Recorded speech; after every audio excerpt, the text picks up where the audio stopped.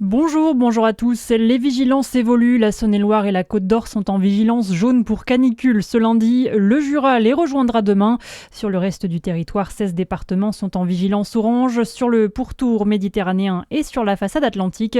Selon Météo France, les fortes chaleurs devraient encore s'accentuer demain.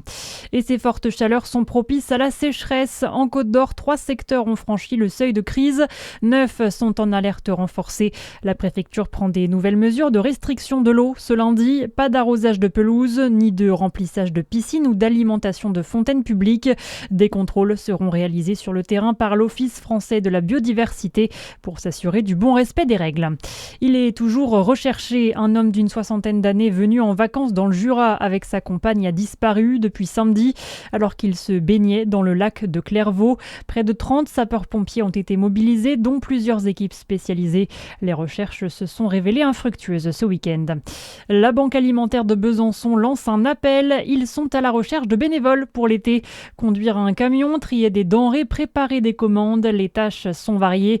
La précarité ne prend pas de vacances, souligne l'organisme. Dans l'actualité également, rebondissement dans l'affaire de la disparition de Delphine Jubilard. Cédric Jubilard aurait avoué avoir tué son épouse à ses avocats à 2 mois de l'ouverture du procès en appel. Il avait été condamné en première instance à 30 ans de réclusion criminelle pour le meurtre de Delphine en décembre 2020 dans le Tarn. L'affaire avait choqué bien au-delà du monde du streaming. À Nice, aujourd'hui, 2 streamers sont jugés après la mort de Jean Portmanov l'année dernière. Naruto et Safin, comme ils se font appeler, comparaissent pour 9 infractions, dont violence en réunion et provocation à la haine. Leurs émissions en direct sur la plateforme Kik sont pointées du doigt, notamment à cause de séances d'humiliation. Nicolas Gomez. Oui, Raphaël Graven dit Jean Portmanov servait de souffre-douleur pour les 2 streamers niçois, ONC et Safin H. Dans la nuit du 17 au 18 août, l'homme de 46 ans meurt en direct, enfermé dans le local, un appartement utilisé pour les lives.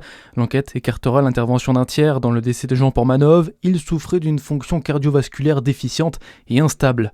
La justice veut surtout faire la lumière sur toutes ces séquences de violence, certaines impliquant des mineurs, simulant des combats. Le parquet évoque des propos insultants à raison du handicap ou de l'orientation sexuelle devant des dizaines de milliers de spectateurs en ligne. Les 2 streamers risquent 5 ans de prison et 75 000 € d'amende pour diffusion d'images montrant des atteintes à l'intégrité d'une personne. Et puis une rencontre inhabituelle a eu lieu samedi. Le DFCO affrontait pour la première fois la sélection Côte-d'Or, une équipe composée de 20 joueurs du département issus de N2, R1 et R2. Objectif, resserrer les liens entre football professionnel et amateur. Ce genre de match pourrait à l'avenir avoir lieu à chaque pré-saison estivale.